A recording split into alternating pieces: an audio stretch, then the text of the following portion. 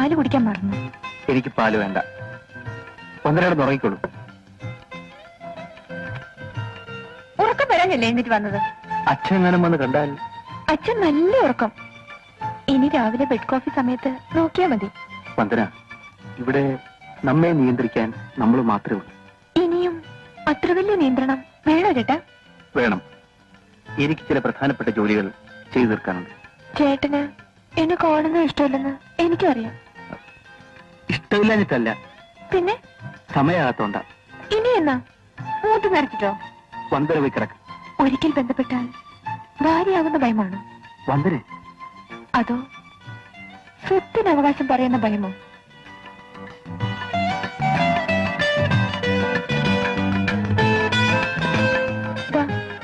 ഈ പാലെങ്കിൽ കൂടി വേണ്ടെന്ന് പറഞ്ഞില്ല വന്ദന.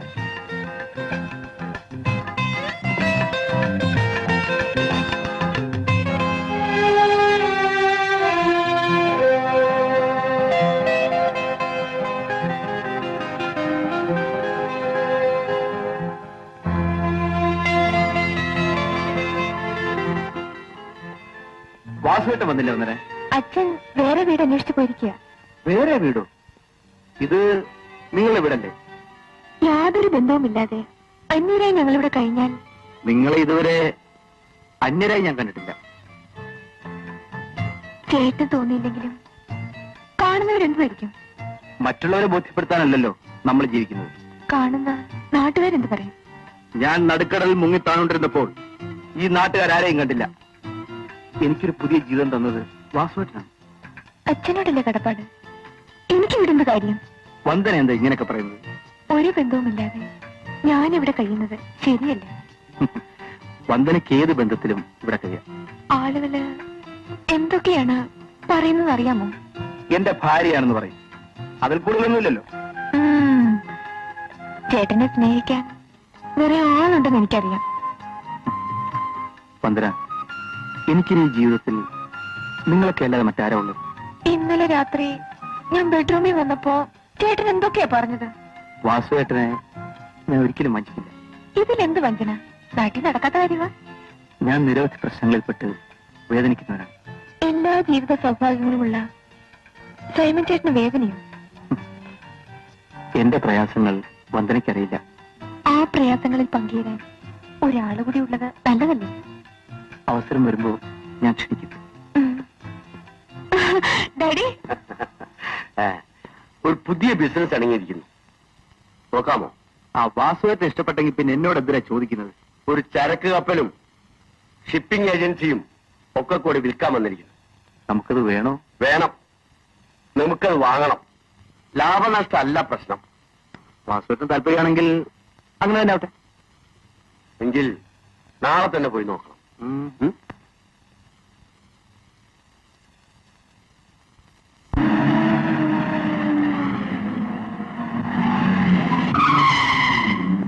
ഏതാണ്?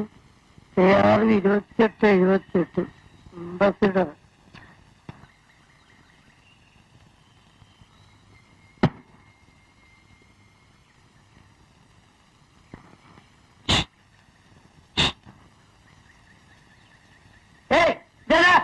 മൂപ്പരെ വിളിക്കുന്ന അത് ഞമ്മള് കുഞ്ഞാലി എന്നല്ലേ പേര്? ആ പേര് കുഞ്ഞാലി തന്നെയാണ്. പക്ഷെ നമ്മൾ പഴയ ബിസിനസ് ഒക്കെ നിർത്തി. ഈ പോലീസുകാരെടുത്ത് അടിയും കുത്തും ചോട്ട കുടുങ്ങിയിട്ട് ശരീരം ആകെ ക്ഷീണിച്ച് ഇപ്പൊ ബിസിനസ്സേ ഇല്ല. നിങ്ങളെ നമുക്ക് മനസ്സിലായില്ലല്ലോ. എന്നാൽ എനിക്ക് നിങ്ങളെ മനസ്സിലായി. എന്താണ്? ക്യാപ്റ്റൻ സൈമനെ നിങ്ങൾ അറിയൂ? അറിയാം, നമ്മൾ ചോദിക്കാറുണ്ട്. പാവം ചത്തുപോയി. എന്താക്കാനാ? പറച്ചോൻ വിളിച്ച് അവൻ അങ്ങോട്ട് പോയി. എന്ത് ചെയ്യാനാണ്? എന്നെ ഒന്ന് ശ്രദ്ധിച്ചു നോക്കൂ.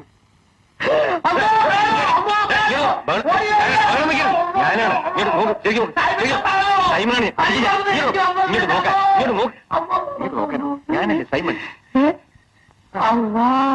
സൈമൺ മുത്തുമോനെ, സൈമൺ. അള്ളാ മുത്തുമോനെ, നീ മയ്യത്തായി പോയി നാട്ടിൽ മുഴുവനും പറത്താണ്. ആലോചിച്ചും കൂട്ടരും പറഞ്ഞു വരുത്തിയത് അല്ല. ഞമ്മ സൂസൻ എവിടെയാണ് വല്ല പിടിയുണ്ടോ? എല്ലാം ഞാൻ അറിഞ്ഞു. കഷ്ടായിപ്പോയി. പക്ഷെ ആ പെണ്ണ് പാവാ. അവള് പാവമോ? ബാക്കിയെല്ലാം ഞാൻ കാറിൽ ഇരുന്ന് പറഞ്ഞുതരാം.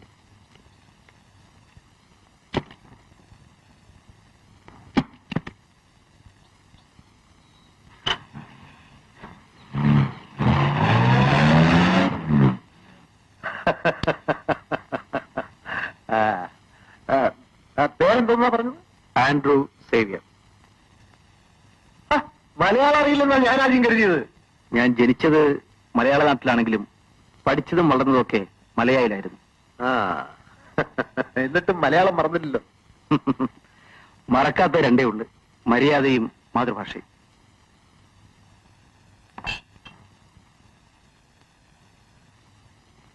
വേറെ കടിക്കാനോ കുറിക്കാനോ വല്ലതും വേണോ? Excuse me, have a peg with me? No thanks. ചായയോ ചാരായമോ കുടിക്കാറില്ല. നല്ലത്. അല്ലപ്പാ, കാപ്പി കൊണ്ടുവരാൻ പറയും.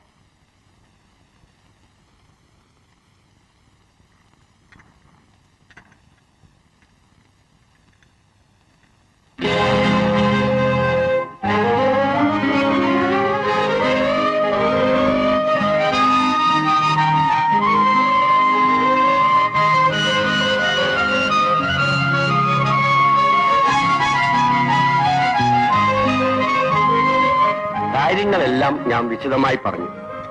മുഖവുര കൂടാതെ കാര്യങ്ങൾ പരസ്പരം മനസ്സിലായല്ലോ. ഇനി വിലയുടെ കാര്യം മാത്രം ഒന്ന് ഉറപ്പിച്ചാൽ മതി. വിലയുടെ കാര്യത്തിൽ നമ്മൾ തെറ്റിപ്പിരിയാൻ പാടില്ല. മിസ്റ്റർ സേവിയർ ആണെങ്കിൽ ഷിപ്പിംഗ് ബിസിനസിനെ കുറിച്ച് അറിയാവുന്ന ആളല്ലേ? എന്താ? എക്സ്ക്യൂസ് മീ, ഞങ്ങളൊന്ന് ആലോചിച്ചിട്ട് പിന്നെ വരാം. വരൂ.